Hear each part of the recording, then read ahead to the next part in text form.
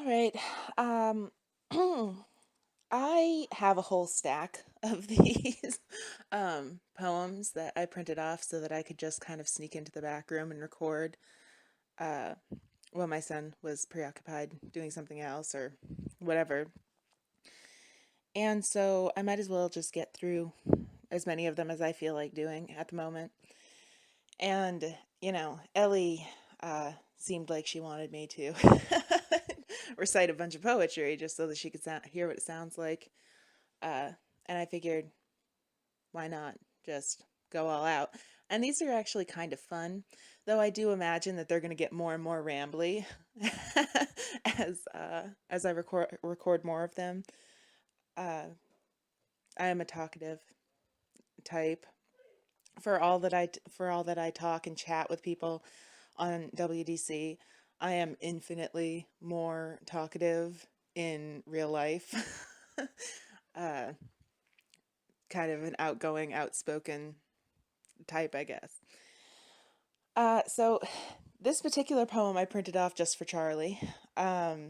It's one that is actually about Charlie, and I don't have that many poems actually that are about him so much as poems that were inspired by some random conversation we had. That's one of the reasons why he's my writing partner. Because he gets me in a creative sort of mood. And a lot of the time he'll just like say some sort of phrase that sounds like it should be in a poem, and by the time I get it written down, it's my own line and is part of a poem. Um, and a lot of the time, they're also impromptu poetry. That's what I call it. When we're just having a conversation and I realize that, like, one or the other of us is actually talking in poetry. And so I just, like, copy and paste the conversation and turn it into a poem, either right then or later. And this is one of those. It's just about um, what a good friend Charlie is, I guess you could say. Because contrary to popular belief, we are not married. Um, we are in no way like about to have an affair or some romantic strange thing. Uh, it's actually kind of a funny notion to me. I'm married, happily married, and Charlie is married, and he's 10 years younger than me.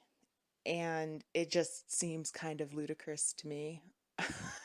However realistic it seems to anybody else, it's just kind of silly. Really, Charlie's kind of a lot like me. We have a lot in common, and it's to like a ludicrous level too.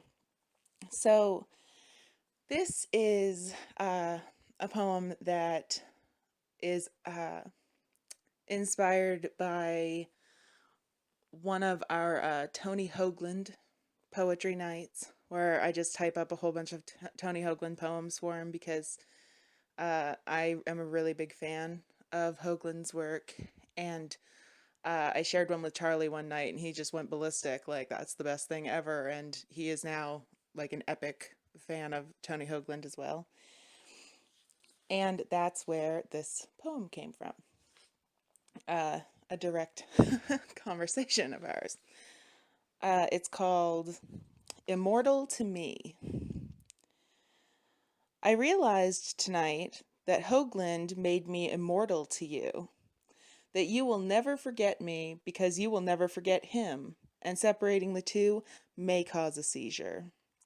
True to your nature, partially wounded and thoroughly indignant, the revelation did not sit well.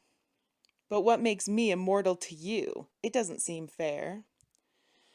You have held immortality in your pocket for ages, ever since you listened to Phil and said more than, "That's nice."